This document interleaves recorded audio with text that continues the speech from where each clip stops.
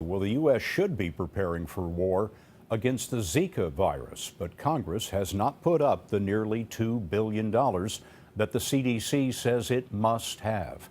Mosquitoes are soon likely to spread the virus here. So our Dr. Jon LaPook went to Washington and extracted a promise.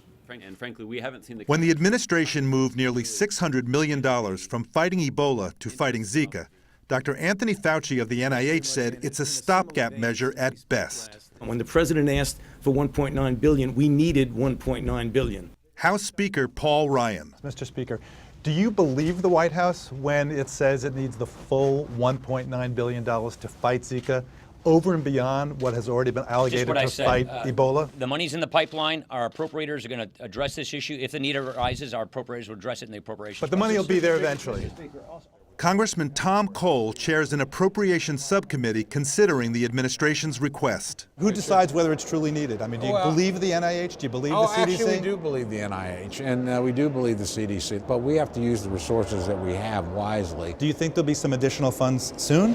I'm not going to put a date on it, but I think before the end of the fiscal year. So that's October 1st? That's October 1st. We need the money now. Democrats and the White House favor an emergency request, which doesn't need to be funded at the expense of other programs.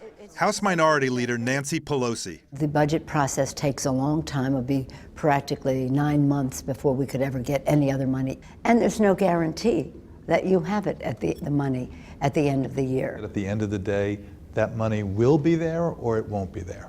I don't know. I honestly don't know. And that is what is that has us very concerned. But Congressman Cole says he understands the importance of funding. If you have our guarantee that, hey, we will work with you on this. Do they also have your guarantee that the money will eventually be there if it's needed, if it's truly needed? Yeah, they do.